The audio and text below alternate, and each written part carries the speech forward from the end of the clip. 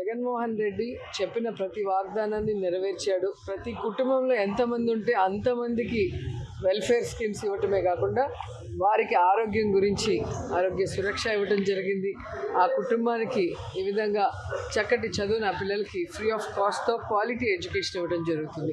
కానీ చంద్రబాబు నాయుడు 14 సంవత్సరాలు ఈ రాష్ట్రానికి ముఖ్యమంత్రిగా ఉన్నా ఎప్పటికప్పుడు మాయమాటలు చెప్పి అధికారంలోకి రావడానికి ప్రయత్నం చేశాడు తప్ప అధికారంలోకి వచ్చాక ఎప్పుడైనా తను ఇచ్చిన వాగ్దానాన్ని ఒక్కటైనా కరెక్ట్గా నెరవేర్చారని నేను అడుగుతున్నా. సో ఇది ప్రజలు కూడా అడుగుతున్నారు, ఎవరైనా తెలుగుదేశం వాళ్ళు ఊర్లలోకి వస్తే. అందుకే వాళ్ళు పేపర్లలో ఏసీ రూముల్లో ప్రెస్ మీట్లకే పరిమితం అయ్యారు తప్ప ప్రజల్లో డోర్ టు డోర్ రమ్మని మేము ఎన్నిసార్లు వాళ్ళని పిలిచాం. మీకు దమ్ముంటే ఆయన కంటెస్ట్ చేసే కుప్పమైనా, నేను కంటెస్ట్ చేసే నగిరిలో అయినా, ఎక్కడైనా, ఏ విలేజ్ అయినా, ఏ వార్డుకైనా మేము రెడీగా ఉన్నాం. సో మీరు 14 సంవత్సరాలు ఏవైనా వెల్ఫేర్ మీరు చెప్పింది చేశారా? మేము చెప్పింది చేశామా లేదా? ఆ కుటుంబానికి, ప్రతి కుటుంబానికి వెళ్దాం. అది ఏ పార్టీ వాళ్ళైనా కూడా మేము ధైర్యంగా చెప్పగలం. మేము వాళ్ళలాగా జన్మభూమి కమిటీలు పెట్టి అందరినీ ఏమార్చలేదు. కాబట్టి ప్రజలు తెలుసుకుంటున్నారు చంద్రబాబు నాయుడు ఊసర వెళ్ళిలాగా ఎలా రంగులు మారుస్తున్నాడు. ఎప్పటికప్పుడు కాంగ్రెస్తో ఒకసారి, బీజేపీతో ఒకసారి, మళ్ళీ కాంగ్రెస్తో ఒకసారి, మళ్ళీ బీజేపీతో ఒకసారి అని సిగ్గు లేకుండా తాను అధికారంలో రావాలన్న తాపత్రయంతో, అధికార కాంక్షతో ఎంత దిగజారిపోతున్నాడో అందరూ గమనిస్తున్నారు.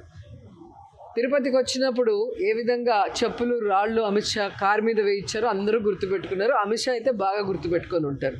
అలాంటి వ్యక్తి ఈరోజు తనకన్నా వయసులో చిన్నైనా పర్లేదు కానీ తనకి సపోర్ట్ చేస్తే చాలు మోడీ దగ్గర అన్నట్టుగా ఆయన కాళ్ళు మొక్కే స్థాయికి దిగజారిపోయాడు. ఇంతకన్నా పొలిటికల్గా మనిషిగా ఎవరు కూడా దిగజారలేరు. 3 సార్లు ముఖ్యమంత్రిగా చేశాడు, వయసులో పెద్దవాడు.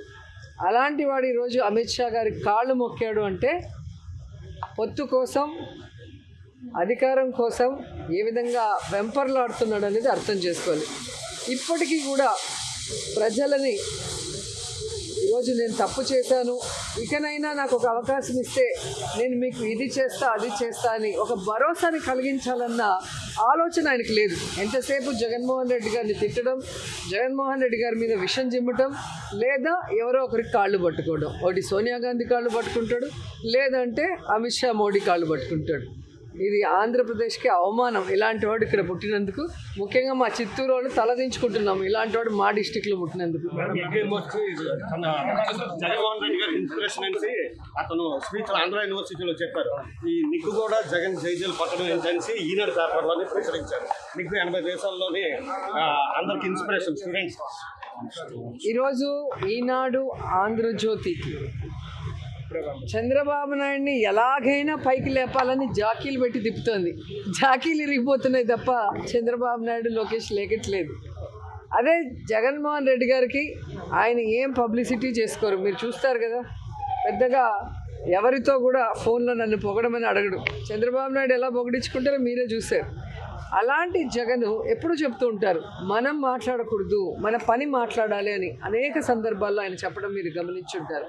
సో ఆయన చేసే ఈ సుపరిపాలన కానీ, ఆయన తీసుకొచ్చిన రిఫార్మ్స్ కానీ, ఆయన చేస్తున్న డెవలప్మెంట్ కానీ, ఆయన చేస్తున్న ప్రతి ఒక్క విషయాన్ని ఈ దేశంలో ఉన్న పొలిటీషియన్స్ అందరూ చూస్తున్నారు, అప్రిషియేట్ చేస్తున్నారు.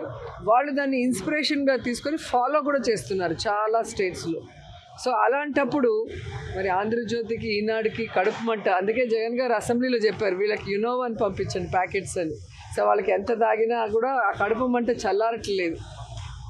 కాబట్టి ఎవరైనా పొగిడారు అంటే ఖచ్చితంగా ఒక మనిషి ఒక విలువలతో కూడిన రాజకీయాలు చేసినప్పుడు, ప్రజలకి మంచి చేసినప్పుడు, పేదవాడికి విద్య, వైద్యాన్ని ఫ్రీ ఆఫ్ కాస్ట్లో నాణ్యమైనది అందించినప్పుడు ఎవరైనా పొగుడుతారు. ఆ పొగడ్తల్ని ఆంధ్రజ్యోతి ఈనాడు స్వీకరించలేకపోతుంది, అంతే.